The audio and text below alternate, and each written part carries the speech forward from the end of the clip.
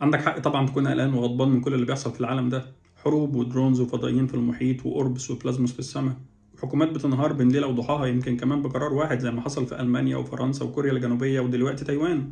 ما خلصناش من اللي بيحصل في فلسطين وسوريا ولبنان وبين روسيا وأوكرانيا، ودلوقتي أفغانستان وباكستان والهند والصين وتايوان. أمراض غير معلومة المصدر في إفريقيا، وبنوك بتفرض قرارات لأول مرة نسمعها، وكمان اختفاء فيروسات. مشاكل المناخ والتصحر والانبعاثات الحرارية وغاز الكيمتريل والتحفيز الشمسي وتلقيح السحب والطائفية والحزبية المستمرين معانا في كل زمان ومكان. ده طبعا غير العنصرية والزلازل والبراكين والفيضانات وإزهاق أرواح الناس بدون وجه حق. كل ده طبعا غير ارتفاع الأسعار والاقتصادات اللي بتنهار وتضارب المصالح وسباق التسلح وفوضى صعود الأقطاب والكم الهائل من الأخبار المزيفة اللي الهدف منها تضليل الناس. لو كمان عوالم موازية ومنجمين وبوابات نجمية وفود بلوجرز وأطعمة فاسدة، وكمان مشاكل أسرية وأخلاقية، والقائمة تطول. في الآخر بيقولوا إن الفضائيين هم اللي جايين ينقذونا من نفسنا، خوفا من إن البشر هم اللي يقضوا على عالمهم بالأسلحة النووية اللي بيهددوا بعض بيها كل يوم.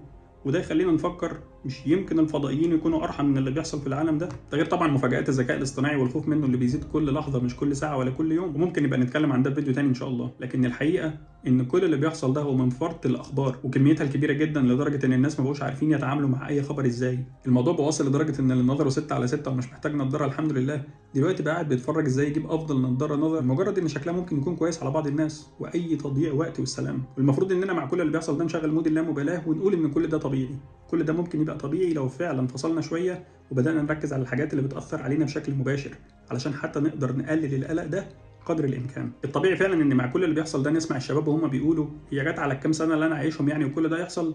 الحقيقه ان اللي بيحصل ده قديم جدا، بيحصل في كل زمان لكن بنسبه معينه. لكن الانفتاح الرقمي اللي موجود دلوقتي ده هو اللي محسسنا ان في حاجات كتير جدا بتحصل في نفس الوقت واننا لازم نواكبها، ومعيشنا في قلق. شيء طبيعي جدا لكل واحد يعبر عن قلقه ويقول انه تعبان من كل اللي بيحصل ده.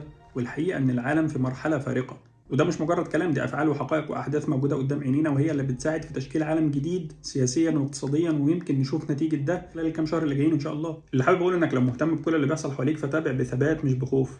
تابع بثبات المؤمن اللي عايش وعارف انه في لحظه من اللحظات عمره هينتهي، لكنه مع ذلك عايش بتفاؤل وبيحاول يعمر في الارض قدر الامكان. اللي هيساعدك في ده انك تكون في وسط ناس بيدوك امل مش بيزرعوا فيك القلق، ناس بيطمنوك وتطمنهم وسط كل الاخبار والكوارث والاحداث اللي بتحصل دي، مع اللي يقولوا لك اعمل اللي تقدر عليه وحافظ على التوازن اللي موجود جواك، مش اللي يصعبوه عليك اكتر ويسودوا الدنيا في عينيك. خليك مع اللي بيكلموك عن فرصه جديده، يمكن تعرف تلاقي لنفسك مكان وسط كل اللي بيحصل ده، مع اللي بيزرعوا فيك امل مش مع اللي بيزرعوا اليأس جواك.